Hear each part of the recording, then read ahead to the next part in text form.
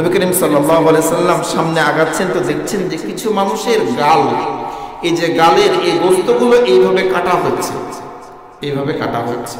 তো এই গোস্তগুলো কাটার পরে ফেরেশতারা আবার যখন এই দিক দিয়ে এসে এই গোস্তগুলো কাটছে, এটা কাটতে কাটতে এটা আবার অটোমেটিক ঠিক হয়ে যাচ্ছে।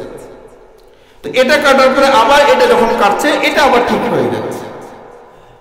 নবীজি বললেন, ভাই জিবরাইল, কোন পাপের কারণে এরকম শাস্তি হচ্ছে?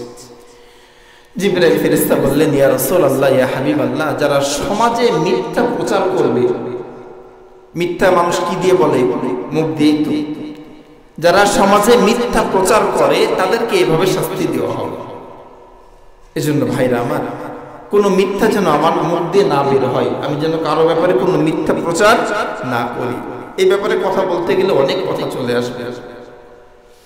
এই বাংলাদেশ জমিনে অনেক ভালো ভালো মানুষের নামে আজকে বর্তমান সমাজে আমরা মিথ্যা কথা বলছি, মিথ্যা প্রচার করছি। বড় বড় আল্লাহর ওলিকে আমরা একেবারে শেষ পর্যায়ে নামিয়ে ফেলছি, একেবারে নষ্ট করে দিচ্ছি। আল্লাহ জানে তাদের কি অবস্থা হবে। আল্লাহ তাদের হেদায়েত দান করুন, আর না হলে আল্লাহ তাদেরকে আযাব বা গজব দিন। আমরা দেখতে পারবো, এই দুনিয়াতেও দেখতে পারবো, পরকালেও দেখতে পারবো। তাহলে ভাই মিথ্যা কথা বলবো না, মিথ্যা কোনো কথা প্রচার করবো না।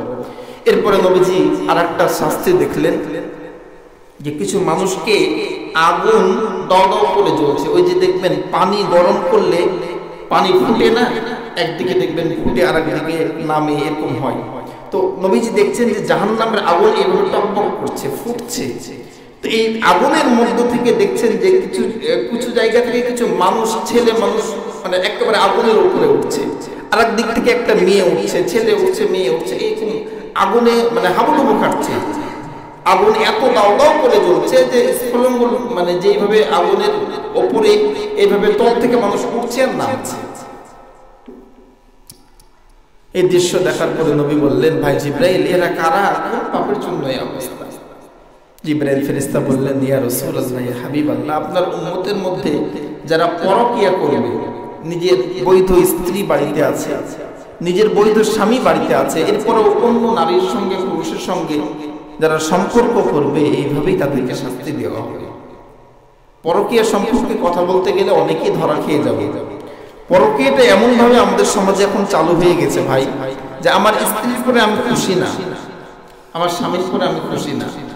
এগুলো কিন্তু বাস্তব কথা বলছি, দেখা কথা, নিজের চোখে দেখা কথা। অনেক উদাহরণ আছে। আমরা হয়তো বা রাজশাহীর মানুষ কিছুটা কম, আপনি ঢাকায় যান, চট্টগ্রাম যান, এগুলো অহরহ হচ্ছে, অহরহ হচ্ছে। নিজের বোর প্রতি খুশি না, আরো একটা দুইটা তিনটা ম্যানেজ করে রাখছে, এক এক সময় একজনের সঙ্গে সময় দেয়। ছেলে বলেন, মেয়ে বলেন, সব এক। আল্লাহ আমাদেরকে বাঁচা তৌফিক দান করুন। এই পরকীয়ার অনেক বড় শাস্তি আছে, অনেক বড়, অনেক আলোচনা, অনেক কথা আছে। যাই হোক, আল্লাহ আমাদের সবাইকে, যে আযাবের কথা বললাম, দেখেন একটু চিন্তা করেন যে আমরাও কিন্তু কোনো না কোনো অপরাধের মধ্যে জড়িত আছি। যে অপরাধগুলো বললাম, 14টা পয়েন্ট বলেছি, এই 14টা পাপের মধ্যে আপনি, আমি, আমরা কেউ না কেউ কোনো না কোনো পাপ করছি। এজন্য আমরা চেষ্টা করব বেঁচে থাকার জন্য। আমাদের সবাইকে আল্লাহ তৌফিক দান করুন। বলছি আমিন। ওয়া আখির দাওয়ানা আলহামদুলিল্লাহি রাব্বিল আলামিন।